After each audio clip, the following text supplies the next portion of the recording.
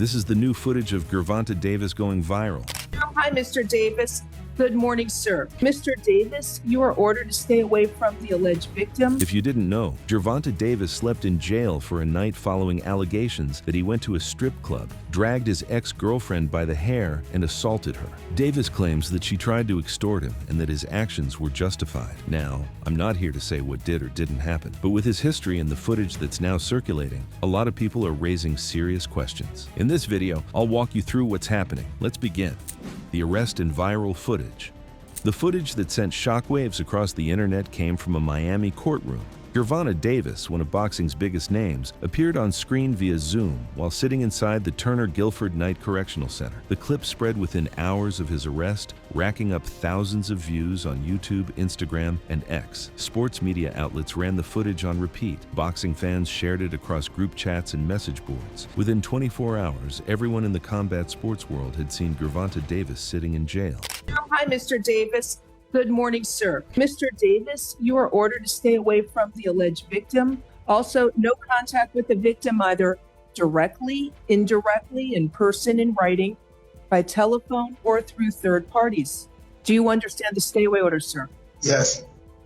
Attempted kidnapping, false imprisonment, and battery. Those were the charges Tank faced: attempted kidnapping, false imprisonment, battery. The words hit differently when you hear them read in court against a fighter who has knocked out 28 of his 30 opponents. This was not a traffic violation or a minor misdemeanor. These charges carried the weight of potential felony convictions that could land someone in prison for years. But what happened before this courtroom appearance? The story begins weeks earlier, and the circumstances leading up to this moment tell a tale of legal maneuvering, media speculation, and a 2-week search by federal authorities that ended not with a dramatic standoff, but with Tank casually leaving a retail store in one of Miami's most affluent shopping districts. According to police reports, an arrest warrant was issued on January 14, 2026. The charges stemmed from an incident that allegedly occurred on October 27, 2025, at a Miami strip club. Davis allegedly entered the establishment and confronted his ex-girlfriend, who worked there as a VIP server. Police say he grabbed her by the hair and throat, took her to a back room, and attacked and restrained her before dragging her through a stairwell, through a kitchen area, and ultimately to the parking lot of the club, where he eventually released her. The woman told investigators that she met Davis in 2022, and they dated for approximately 5 months during 2025 before the relationship ended and she stopped communicating with him. According to her account, Davis found her at her workplace that October night, and the confrontation turned physical. She reported suffering bruising to her arm and emotional distress that she described as causing PTSD and anxiety severe enough to require therapy. For 2 weeks after the warrant was issued, law enforcement searched for Tank. The U.S. Marshals joined the hunt. They looked across 3 different counties in Florida: Miami-Dade, Broward, and Palm Beach. Surveillance teams monitored locations where Tank was known to frequent. Tips came in from informants and concerned citizens. Media outlets ran sensational headlines about a manhunt for one of boxing's biggest stars. Some social media users speculated that Davis had fled the country altogether, with rumors suggesting he might have escaped to Cuba. These theories gained traction in certain corners of the internet, fueled by the boxer's extended absence from public view. Conspiracy theories multiplied. Some claimed he was hiding out in the Caribbean. Others suggested he had connections that would allow him to evade American law enforcement indefinitely. The reality proved far less dramatic. Then, on January 28, 2026, at approximately 10 p.m., undercover officers spotted Tank in Miami's Design District. He was leaving a retail store, not running through back alleys, not disguised in an attempt to avoid detection. He was shopping. Onlooker footage captured the moment officers surrounded his vehicle. They detained him without incident. No dramatic chase, no resistance, no confrontation. Tank cooperated fully with the arresting officers. The mundane nature of the arrest stood in stark contrast to the breathless media coverage that preceded it. For 2 weeks, headlines had painted a picture of a fugitive on the run. The truth was simpler and far less cinematic. Tank had been living his life in Miami, apparently unaware of or unconcerned about the arrest warrant that had been issued in his name. The next morning, the world saw Tank on that Zoom call from jail. The footage captured him in standard jail attire, a far cry from the designer clothes and diamond chains that typically adorned him in public appearances. The backdrop was institutional and cold. The lighting was harsh and unflattering. This was not the Tank Davis that fans were used to seeing. The bond hearing lasted only minutes. Judge Mindy S. Glazer set bond at $16,000. For a fighter who has earned millions from pay-per-view events, this amount represented pocket change. As one commentator noted, the actual amount Tank had to pay to get out was around $1,700, which represented about 12% of the total bond. This was the equivalent of loose change for someone at Tank's income level. The low bond amount raised immediate questions. If prosecutors genuinely believed Tank posed a serious danger to the public or to the alleged victim, they could have requested bail in the hundreds of thousands or even millions of dollars. They could have argued that his financial resources made him a flight risk. They did neither. Instead, the bond was set at an amount that Tank could pay without blinking. Objection. The judge has already found probable cause. All I'm asking is, Your Honor, leave the bond and issue the stay order. I understand this is not my first day. That exchange between the attorneys gave viewers a glimpse into the legal battle ahead. The prosecution wanted to make statements about the case, perhaps to establish a narrative in the court of public opinion. The defense objected. The judge shut it down with a line that suggested she had seen these tactics many times before. This is not my first day. But what made this footage go viral was not just Tank sitting in jail. It was not the sight of a champion fighter reduced to appearing via video link from a correctional facility. What truly grabbed attention came next, when his attorney mounted an aggressive defense in open court. Their alleged victim has lied to them in an effort to try and extort money out of somebody. This case is going absolutely nowhere. The police officer who investigated this was lied to blatantly. The defense went on offense. In open court, Tank's lawyer Simon Steckel declared that his client was actually the victim. He claimed the accuser had fabricated her story to extract money from a wealthy celebrity. He said the investigating officer had been deceived by false statements, and he promised that what would come out in trial would be shocking to everyone who had already formed opinions about the case. These claims spread across social media platforms faster than the arrest footage itself. YouTube commentators who had previously condemned Tank began reconsidering their positions. The narrative started shifting. People who had called for Tank to face harsh punishment now wondered whether they had been too quick to judge. The court of public opinion, which had seemingly already reached a verdict, suddenly found itself deliberating once again. Later that same day, Tank posted bond and walked out of the correctional facility. Video captured his exit. He walked under an umbrella, shielded from the cameras and the Florida sun, escorted by 3 correctional officers. Some observers noted that this level of escort seemed unusual, describing it as special treatment not typically afforded to other inmates who post bail. Whether this represented celebrity privilege or standard procedure for high-profile detainees remained unclear. The footage of his release added another layer to the viral moment. Here was one of boxing's most dangerous punchers, a 3-division world champion, walking free after spending one night behind bars for charges that included attempted kidnapping. But the story of what happened inside that jail would come out later, directly from Tank himself. And what he revealed about his time behind bars showed a different side of the fighter that the public rarely sees. Tank's time behind bars and the confrontation. When Gervonta Davis sat down for his first interview after release, he revealed details about his time inside that nobody expected. The lightweight champion, known for his explosive knockouts and aggressive fighting style, had faced a different kind of challenge behind bars. It was not a physical test of strength or combat skills. It was a test of character, patience, and the ability to listen to wisdom when pride demanded otherwise. A lot of people, older guys, was talking to me and that, preaching me the right way. Someone named Dana. I don't know his last name. Someone like an older guy, just like my coach Calvin or something. Yeah, like that type of energy. Like, it was times that I was about to get into it with people. Comparison to Calvin Ford speaks volumes about Tank's emotional state during his time in custody. Ford has been Tank's trainer since he was 5 years old, the man who raised him in the sport of boxing. The man who shaped him from a troubled kid running the streets of West Baltimore into a world champion with millions of dollars in global fame. Calvin Ford was more than a trainer to Tank. He was a father figure, a mentor, the guiding force that kept Tank on the right path when so many others from his neighborhood fell to violence, drugs, and prison. For Tank to compare a stranger he met in jail to his mentor shows the impact those conversations had during those hours behind bars. In Dana, Tank found someone who reminded him of the guidance he had received throughout his life. Someone willing to speak truth, even when it might not be what Tank wanted to hear. The Turner Guilford Knight Correctional Center houses inmates from across Miami-Dade County. The facility processes thousands of detainees each year, gang members, drug dealers, men accused of violent crimes. When a famous fighter walks into that environment, the situation becomes inherently volatile. Everyone inside knew who Tank was. They had seen him on television. They had watched his knockouts. They knew his name and his record. They knew he was worth millions of dollars. There was times that I was about to get into it with people in there. Right. And he'll grab me like, nah. So that's what I'm gonna ask you, because you Tank Davis in there. You know how that goes. Like some niggas might want to make a name, something. You know what I'm saying? What was the energy? Were they showing you love because you Tank, or was it like hate? Like, oh, Tank in here, like.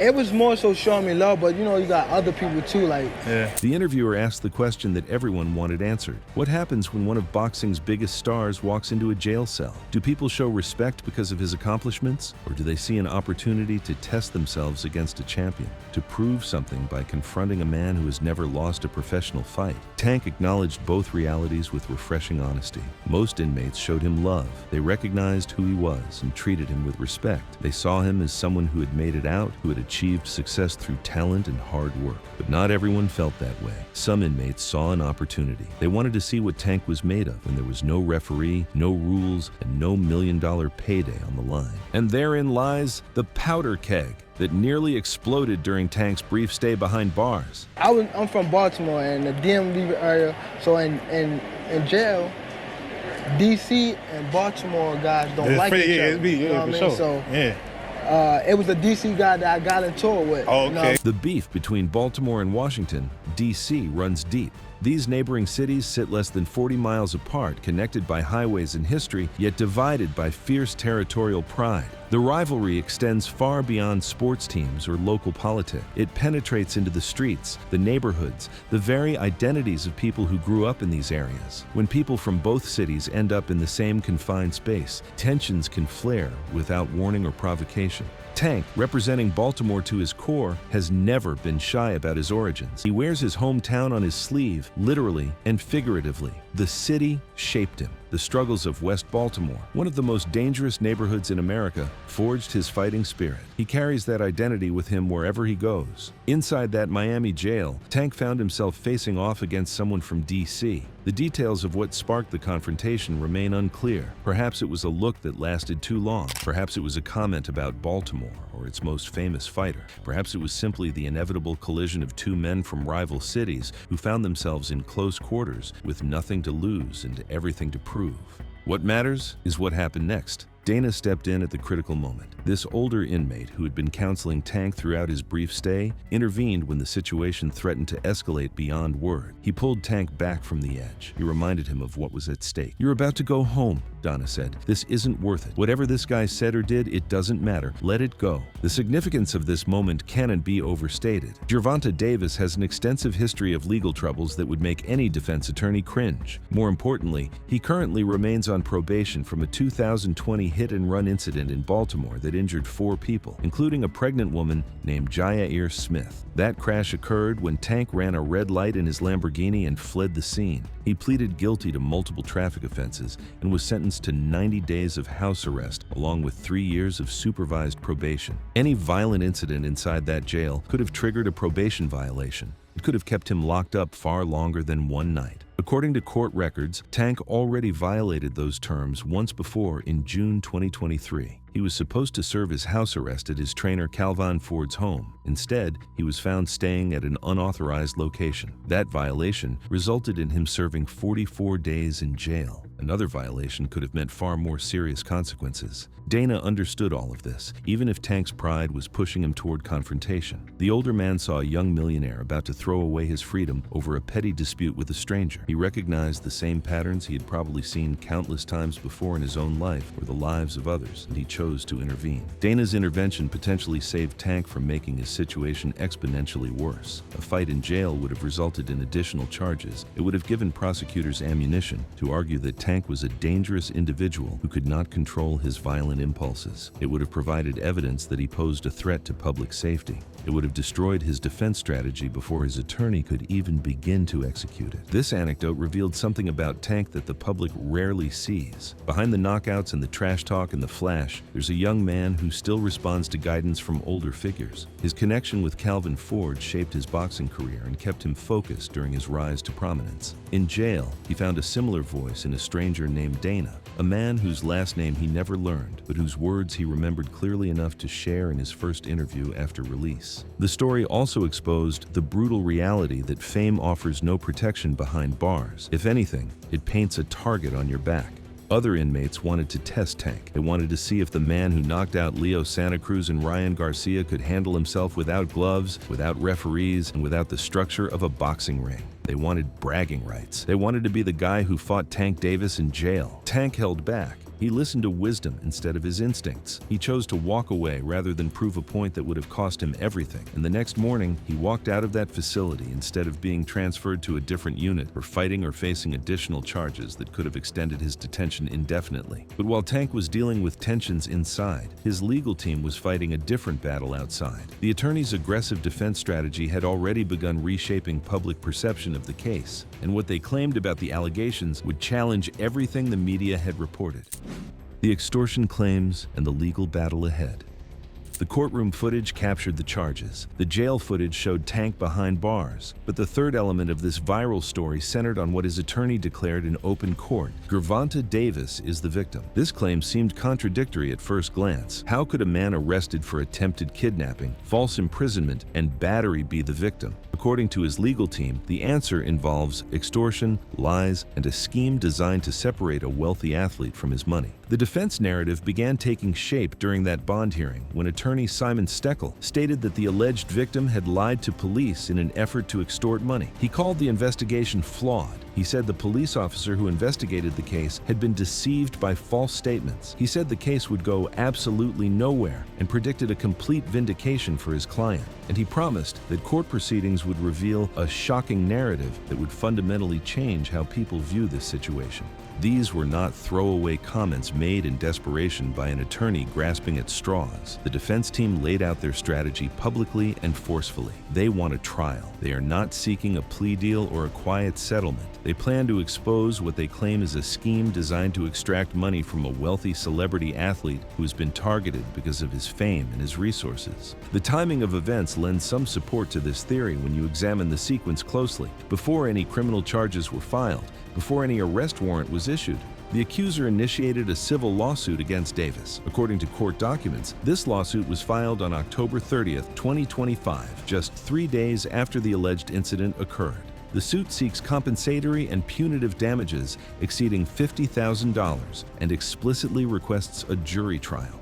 The civil suit preceded the criminal warrant by more than 2 months. The arrest warrant was not issued until January 14, 2026. This sequence of events raised immediate questions among legal analysts and commentators about the accuser's motivations and the true purpose behind these allegations. One YouTube analyst pointed out the peculiar nature of filing a civil lawsuit before pursuing criminal charges in an alleged violent assault case. Civil suits are designed to recover monetary damages. They exist to compensate victims for financial losses, medical bills, and emotional suffering. Criminal cases are designed to seek justice and protect public safety. They exist to punish wrongdoing and prevent future offenses. The decision to pursue money first, before seeking criminal consequences, struck many observers as inconsistent with the behavior of someone genuinely fearing for their safety. If a person truly believed they had been kidnapped, imprisoned, and battered by someone capable of violence, would their first instinct be to file a lawsuit seeking money? Or would they prioritize ensuring that person faced criminal prosecution and could not harm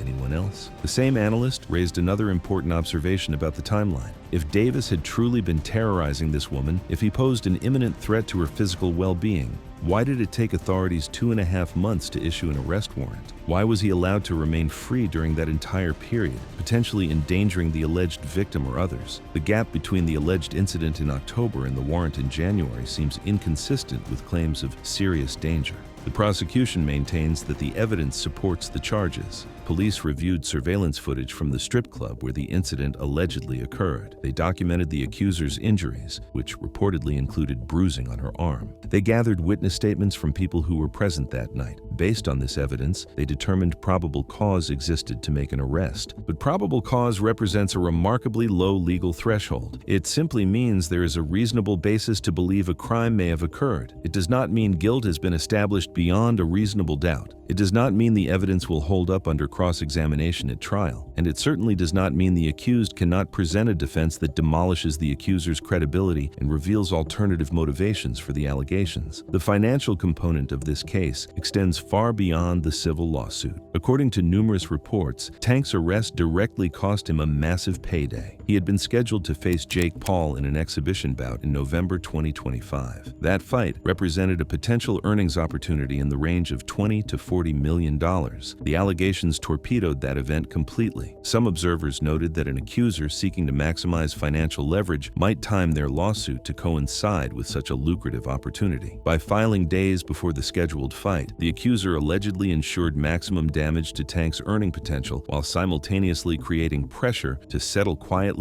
and make the problem disappear before the media circus intensified. Tank's team chose not to settle. They chose not to pay money to make the accusations go away. They chose to fight these charges publicly and aggressively. The attorney's statements in court made abundantly clear they believe they can prove the accuser fabricated her claims. The defense has not yet revealed what evidence they possess to support their claims of extortion and fabrication. They have not detailed the shocking narrative they promised to expose during trial proceedings, but their confidence suggests they believe they hold cards that will fundamentally change how people view this case. Defense attorneys do not make such bold public statements unless they believe they have evidence to back them up. Meanwhile, the World Boxing Association has already delivered tangible consequences, regardless of how the criminal case ultimately unfolds. In mid-January 2026, the organization stripped Tank of his lightweight title. They cited his legal troubles and ring inactivity as the reasons for their decision. He now holds the designation champion in recess, which means the title remains technically vacant pending resolution of his case. This represents permanent damage to Tank's legacy, regardless of how the criminal case unfolds. Titles stripped cannot be regained through court verdicts. Lost fights cannot be refought. Missed opportunities cannot be recaptured. The accusations alone have cost him millions in earnings and a championship belt that he worked his entire life to attain. Even complete exoneration will not undo those losses.